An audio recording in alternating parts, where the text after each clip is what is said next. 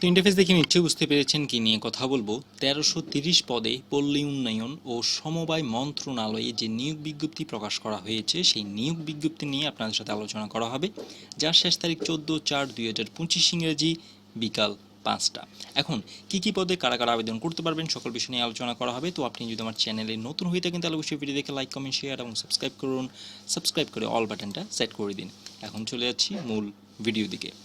গণপ্রজাতন্ত্রী বাংলাদেশ সরকার, স্থানীয় সরকার, পল্লী উন্নয়ন ও সমবায় মন্ত্রণালয়, পল্লী উন্নয়ন ও সমবায় বিভাগ, প্রধান কার্যালয়। নিয়োগ বিজ্ঞপ্তি। গণপ্রজাতন্ত্রী বাংলাদেশ সরকারের স্থানীয় সরকার, পল্লী উন্নয়ন ও সমবায় মন্ত্রণালয়, পল্লী উন্নয়ন ও সমবায় বিভাগের অধিভুক্ত পল্লী দরিদ্র বিমোচন ফাউন্ডেশনের স্থায়ী পদে নিম্নবর্ণিত শূন্য পদে জনবল নিয়োগের নিমিত্তে ও প্যানেল ভুক্তির লক্ষ্যে বাংলাদেশের স্থায়ী নাগরিকদের নিকট হতে পদের পাশে বর্ণিত উল্লেখিত শিক্ষকতা যোগ্যতা ও নিম্নবর্ণিত শর্ত সাপেক্ষে অনলাইনের ওয়েবসাইটের মাধ্যমে নির্ধারিত সময়ের মধ্যে দরখাস্ত আহ্বান করা আছে। অনলাইন ব্যতীত কোনো আবেদন গ্রহণ হবে না। দুইটাই পদ। প্রথমটা হলো উপজেলা দারিদ্র বিমোচন কর্মকর্তা, 22,000 থেকে 53,060 টাকা, 155টা পদ।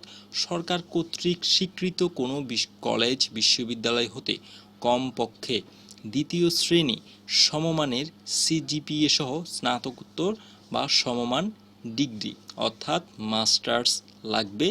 সর্বনিম্ন দ্বিতীয় বিভাগ হলে হবে, তাও আবেদন করতে পারবেন।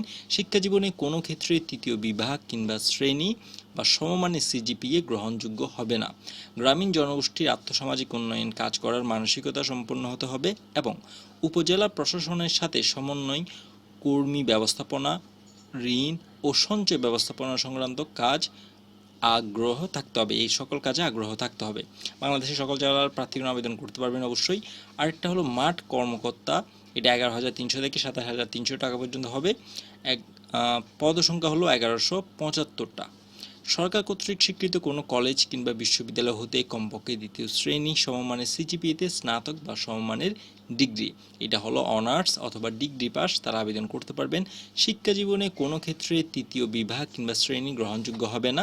উপজেলা পর্যায়ে পিডিবিএফ এর সুফলভোগী সদস্য উদ্যোক্তাদের মাঝে ঋণ বিতরণ, ঋণ আদায়, সঞ্চয়, আহরণ ইত্যাদি কাজে আগ্রহ হতে হবে।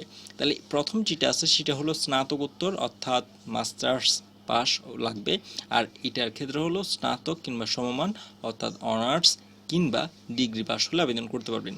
এছাড়াও এখানে আরও অন্যান্য কিছু ইনফরমেশন তথ্য দেওয়া আছে, আপনারা সমস্ত কিছু ভালোভাবে পড়ে নেবেন।